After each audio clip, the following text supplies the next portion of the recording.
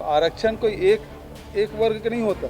आरक्षण में सारे वर्गों के लिए होता है, सारे नियम होते हैं। क्या ये बात राजभवन को पता नहीं? और जब हो गया तो क्यूरी किससे कर रहे हैं? विधानसभा से बड़ा हो जाएगा? देखिए, उसे वो अधिकार है ही नहीं। उसको जो विधिक सलाहकार है वो गलत सलाह दे रहे हैं। और शुरू में जो बात हुई थी वो बिल्कुल ठीक हुई थी। राज्यपाल जी ने क्या कहा था? जैसे विधानसभा से प्रस्ताव पारित होता है या अध्यादेश सरकार लाती है, तुरंत हस्ताक्षर करूंगी। तो आरक्षण कोई एक वर्ग का नहीं होता। आरक्षण में सारे वर्गों के लिए होता है, सारे नियम होते हैं। क्या ये बात राजभवन को पता नहीं?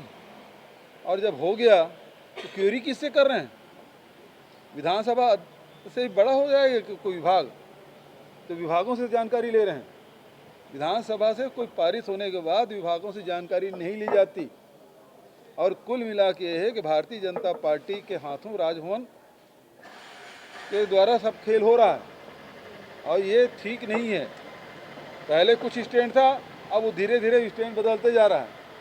फिर बोले मैं तो केवल आदिवासियों के लिए बोली थी। तो आरक्षण केवल आदिवासी के लिए नहीं है, आदिवासी के लिए तो है ही। 20% था, उसको 32% हम लोगों ने किया है। लेकिन उसके साथ साथ पिछड़े वर्ग का है 12%, तुम्हारा अनुसूचित जाति का है उसे 13% किया गया। पिछड़े वर्ग का 14% था, उसे 27% किया गया। EWS के लिए पहली बार 4% उसे प्रावधानित किया गया है। तो आरक्षण की पूरे प्रक्रिया है। और जब विधानसभा कार्रवाई होती है तो राजभवन सीधा सुनाई देता है, वहाँ स्पीकर लगा रहता है। तो क्या सारे प्रक्रिया के बारे में जानकारी नहीं थी राजभवन को?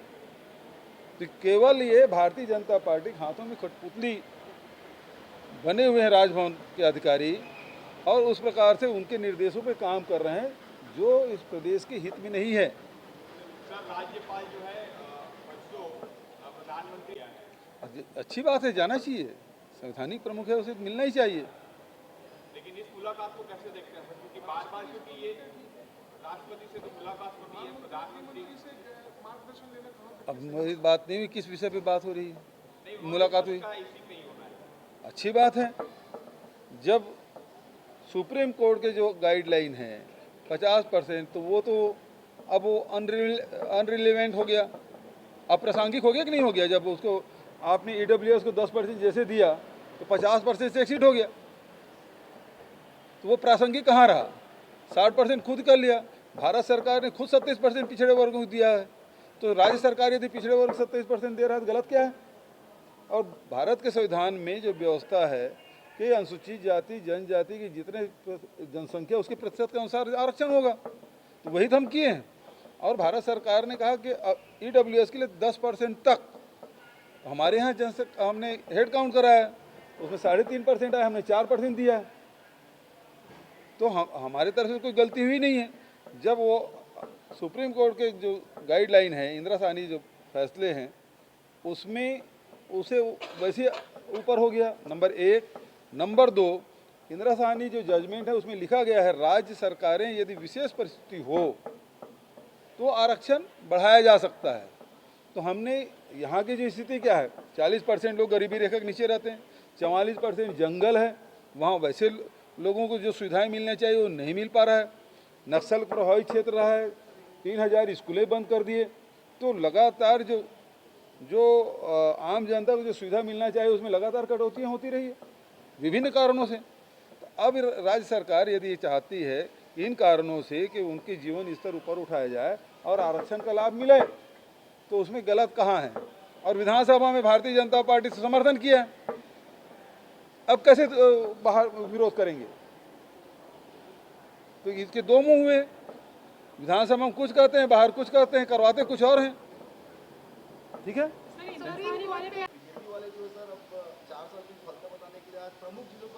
बहुत बढ़िया है, अच्छा करना चाहिए। और तुलना करनी चाहिए कि उस 15 साल में वो लोग क्या किए थे और 4 साल में क्या हुआ, वो तुलना कर ले। किसानों को क्या वो 2100 रुपये को वादा किए थे वो कर पाए? 300 रुपये बोनस हर साल देंगे बोले थे, दे पाए? चावल सबको उपलब्ध हो पाया? राशन सबको उपलब्ध हो पाया था? स्कूल बंद क्यों किए थे वो बताएं? ये सब उनको बताना चाहिए। नान में, खदान में, धान में घोटाला क्यों हो वो बताना चाहिए। चिट फंड कंपनी को पैसा डकार गए और यही लोग सब उसके मुख्य अतिथि थे, वो पैसा कहाँ गया वो बताना चाहिए। हजारों करोड़ रुपया छत्तीसगढ़ से गया, गरीबों का, किसानों का, नौकरी पेशा वाले लोगों को, व्यापारियों को पैसा गया चिट फंड कंपनी में, वो बताना चाहिए उनको, बिल्कुल करना चाहिए प्रेस कॉन्फ्रेंस। देश में बड़ा परिवर्तन आया है क्योंकि महंगाई, बेरोजगारी और जो समाज के बीच में जो खाई पैदा कर दिया गया था, हिंसा और घृणा और नफरत दिमाग में भर दिया गया था, अब उसमें परिवर्तन है। लोग अब सोचना शुरू किए कि नहीं, ये देश का असली मुद्दा महंगाई और बेरोजगारी है, हमको उसमें एक साथ खड़ा होना है। और यही कारण है कि राहुल जी की जो पद यात्रा है, हजारों नहीं, लाखों नहीं, करोड़ों लोग अब तक जुड़ चुके हैं। Thank you.